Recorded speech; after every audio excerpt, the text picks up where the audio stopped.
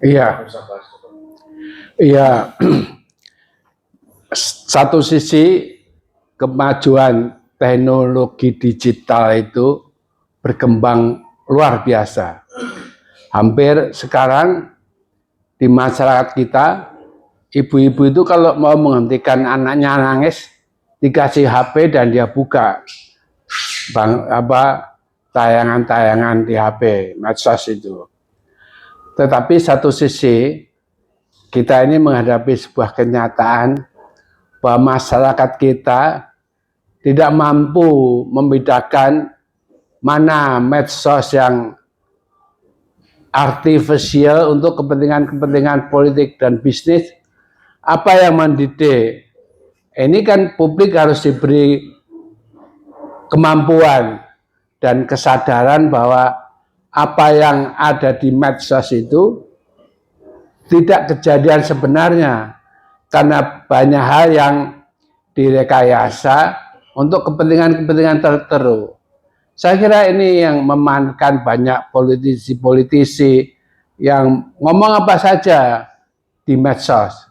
Nah, kita ingin membicarakan ini, apalagi teman yang duduk di samping saya itu ahlinya nih, Profesor Bayu Wahyono, teman yang sudah lama aku kenal. Jadi saya kira kita perlu mendengarkan pikiran-pikiran kritis dari berbagai orang. Nah, ini kita bicara kemarin, perlunya masyarakat kita, publik, tahu membedakan medsos yang hoax, apalagi dibumbui politik dan kepentingan bisnis, dengan yang memang bermanfaat untuk pengembangan pemikiran publik. Nah, ini kan kita harus bisa membedakan itu. Dan saya kira mungkin pikiran-pikiran Profesor Bayu itu penting kita dengar. Ya, bagaimana sikap kritis publik terhadap medsos. Tidak semuanya terus ditelan mentah-mentah, tetapi harus ada proses penyadaran di dalam dirinya tentang makna sebuah medsos itu bagi masyarakat. Saya kira itu yang saya kemarin sampaikan terhadap pertanyaan Anda itu. Nah, ini saya kira Profesor Bayu itu ahlinya. Saya kira dengar. Ya, Bos. Ya, baik, terima kasih Pak Musa. Saya kira ini satu kegelisahan yang patut untuk diperhatikan dari apa yang disampaikan oleh Profesor Musa tadi tentang masih rendahnya literasi media di dalam masyarakat kita di tengah era media sosial yang berbasis internet atau sekarang juga sering disebut sebagai era masyarakat digital. Nah, saya kira itu memang patut untuk diperhatikan. Sekarang ini hadirnya media sosial luar biasa yang dimanfaatkan dalam berbagai aspek ya, baik politik, ekonomi, dan sosial, budaya ya, dan bahkan juga pertahanan. Bahkan agama saya kira juga. Bahkan juga agama. Ya. Jadi agama itu, ya, agama itu juga memanfaatkan media sosial ini, termasuk maka juga konsep-konsep agama itu juga berkembang. Ada yang namanya teologi digital. Iya, wah, ada teologi tahu digital. Mengikuti itu. Iya, mungkin bisa kita diskusikan dalam topik yang khusus untuk tentang agama di era digital ini. Nah, tapi kembali pada kegelisahan tentang masih rendahnya tadi, saya kira patut diperhatikan karena tingkat literasi media di dalam masyarakat itu masih relatif rendah. Tetapi ini kalau secara akademik ada dua pandangan ya. Bagi para pendukung teori efek media, itu asumsinya bahwa media itu sangat powerful, lalu mempengaruhi, sementara khalayak itu adalah pasif dan menelan begitu saja.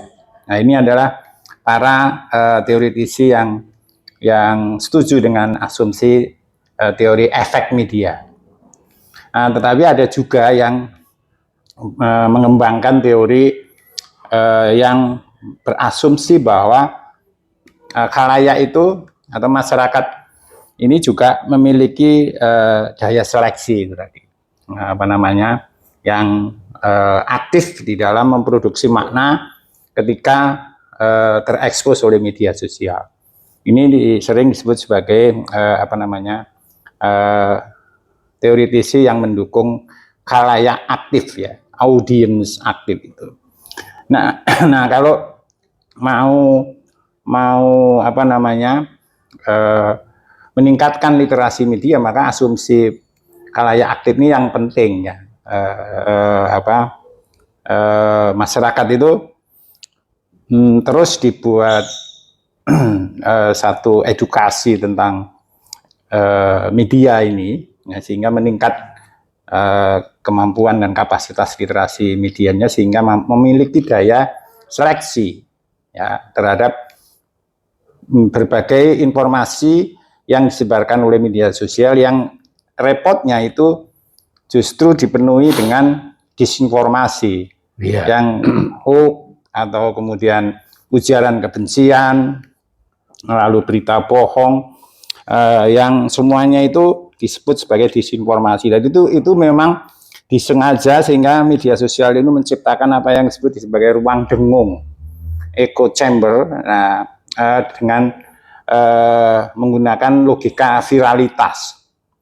Sekarang ini informasi apapun pokoknya masuk, entah itu bohong, tidak penting, yang penting sensasional, dengan menggunakan prinsip logika viralitas. Nah, ini sangat berisiko atau bahkan berbahaya bagi khalayak yang tingkat literasi media sosialnya itu adalah rendah. Apalagi sekarang ini hadirnya artificial intelligence atau AI itu. Dan itu dengan mudah sekali orang membuat informasi dengan rekayasa AI itu tipis sekali antara kenyataan faktual dengan itu adalah artifisial itu tadi. Nah, bagi masyarakat yang rendah literasi medianya, itu percaya begitu saja. Nah, saya kira itu ada dua hal penting yang perlu diperhatikan dalam upaya memberdayakan masyarakat untuk meningkatkan literasi media sebagaimana yang diprihatinkan oleh Profesor Musa tadi. Yang pertama adalah bahwa menyadari bahwa persoalan disinformasi tadi ya, ada ujaran kebencian, hoax, dan lain-lain, itu memang disengaja untuk mendapatkan keuntungan politik maupun untuk keuntungan ekonomi. Jadi dalam politik itu sekarang profesi baru itu kan ada buzzer ya, para buzzer itu. Nah, ini perlu dimengerti oleh masyarakat bahwa itu sebenarnya adalah memang by design, disengaja untuk menciptakan disinformasi. Lalu yang kedua, kehadiran AI tadi juga masyarakat harus tahu, karena ini tipis sekali perbedaan antara yang nyata dengan yang buatan itu tadi, sehingga orang kalau tidak memiliki daya seleksi yang kritis tadi, dengan mudah akan ditipu oleh informasi yang menyesatkan itu tadi. Saya kira itu Prof. Musa. Iya, ini dilihat dari aspek agama. Ini nggak main-main, karena hampir para pendakwah itu menggunakan media, dan kadang-kadang medianya itu diliputi oleh kepentingan-kepentingan politik dan bisnis. Ya. Nah, ini para pemikir dan masyarakat agama mestinya harus memiliki kecerdasan mana agama yang dimanipulasi dan mana agama yang itu asli agama itu, yaitu keaslian agama kan keberpihakan kepada etika sosial. Nah, kalau agama itu tiba-tiba masuk di ranah media sosial, kemudian meninggalkan etika agama, saya kira masyarakat akan kacau. Jadi buat para agamawan sendiri harus menyadari ini, bahwa dampak dari penggunaan media untuk kepentingan agama itu sering sekali beririsan tipis dengan kepentingan-kepentingan yang tidak baik. Ya, sebagai contoh mamanya, sekarang ini kan sedang ramai bahwa organisasi sosial keagamaan diseret kepada persoalan-persoalan bisnis praktis.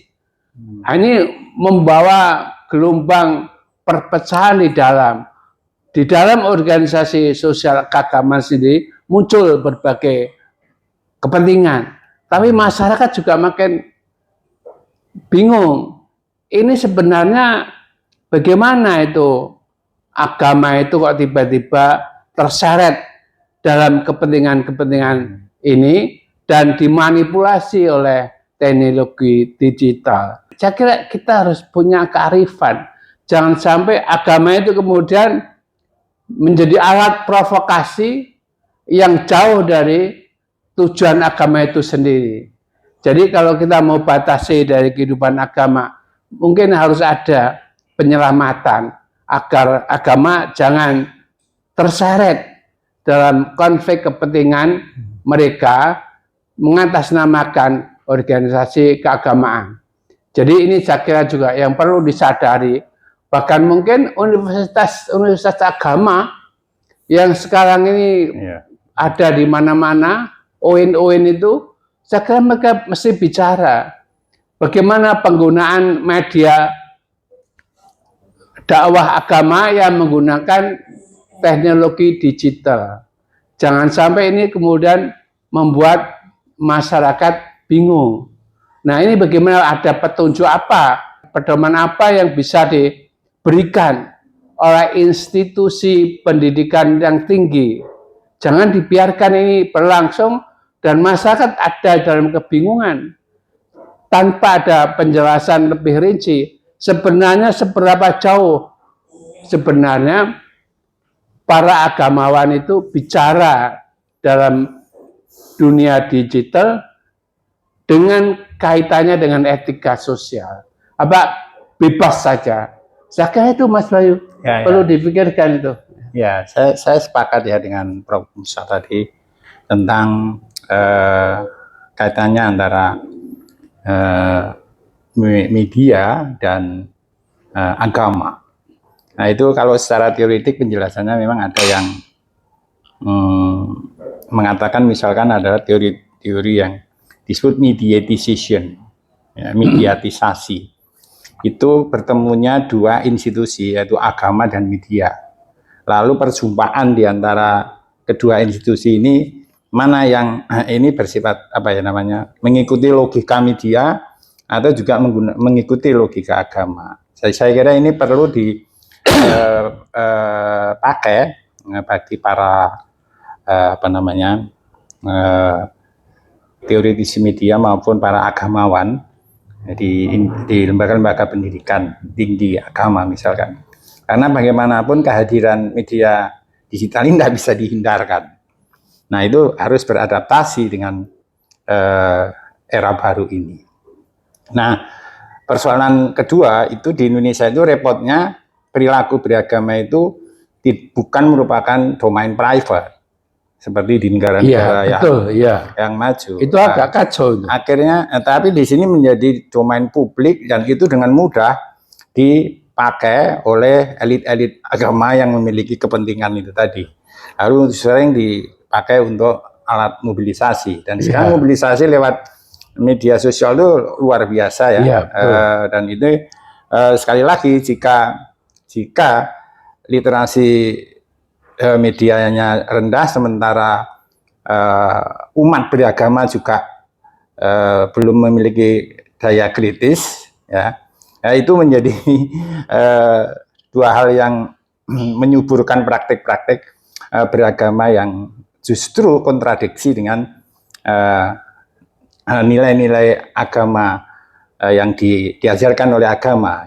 Ya, sebagai contoh sederhana aja begini, kan agama itu salah satu ajarannya paling sederhana misalnya tidak boleh ria, tidak boleh pamer. Tapi sekarang ini justru atas nama agama malah pamer di mana-mana, di media itu. Nah, apalagi sekarang ini media memfasilitasi ya, media sosial itu di Instagram misalkan, itu orang justru menunjukkan semacam piety atau kesalehan agamanya itu justru dipamerkan di media sosial. Itu justru menunjukkan agama di era media sosial ini justru sulit sekali untuk menjadi domain private. Lalu disitulah terjadi kontradiksi, sehingga ajarannya sebenarnya itu menahan diri, ya, untuk tidak memamerkan tetapi justru sekarang itu dipamerkan, dan itu memiliki motif ekonomi juga, ya, menciptakan pasar, ya, entah itu fashion yang gamis atau pokoknya identitas agama itu lebih ditebalkan, disebarkan lewat medsos, dan itu ada juga pihak-pihak yang memang itu untuk kepentingan ekonomi, dan kedua ya tadi kepentingan politik dengan mudah ini dikendalikan oleh para elit agama yang mungkin berkolaborasi dengan kekuatan politik. Yang ketiga persoalannya itu tentang apa yang disebut sebagai pasca kebenaran, post-truth, ya. Di era sekarang ini maka agama itu dipakai sebagai basis untuk menerima informasi yang dasarnya itu bukan nalar tapi emosional, sehingga orang sudah tidak bisa lagi membedakan ini benar atau salah. Nah, itu yang penting bahwa itu sesuai dengan keyakinannya, itu di luar itu adalah salah. Jadi ada praktek-praktek berrelasi itu we and other. Kalau ini kelompok saya atau yang lain. Itulah sebabnya justru di tengah era media sosial yang marah itu kebencian, intoleransi agama itu justru makin marak di medsos itu. Entah itu memanfaatkan momen-momen tertentu, ya sekali berkaitan dengan agama mereka hujatan dan kebencian, sudah tidak peduli lagi bahwa itu soal benar atau salah, karena semuanya berdasarkan keyakinan. Lalu di situ sebenarnya kalau agama itu sebagai pembawa kabar baik untuk nilai kemanusiaan, itu justru menjadi kontradiksi di tengah kehadiran media sosial ini. Iya ya, saya kira betul itu, supaya agama itu tidak terseret dalam persoalan kepentingan praktis untuk kekuasaan dan bisnis. Itu tidak gampang, karena agama memerlukan dukungan bisnis, dukungan finansial. Tapi kemudian dia nggak boleh sebenarnya terseret ke situ. Nah, saya kira kok ini perlu dibicarakan lebih jauh. Bagaimana itu pedoman yang perlu dimengerti oleh publik, bahwa agama itu harus dijaga pada etika moralnya agar dia tidak terseret. Nah, itu saya kira mungkin perlu kita diskusikan lebih lanjut, terutama kalau kita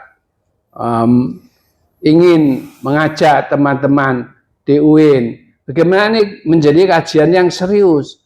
Mumpung kita belum terlanjur terlalu jauh, tapi segera kita mempunyai filter supaya publik itu bisa memperoleh pedoman apa yang harusnya dilakukan oleh agama, dan kemudian kalau dia terseret ke situ, nah mereka sudah punya pedoman sentral dalam beragama itu apa.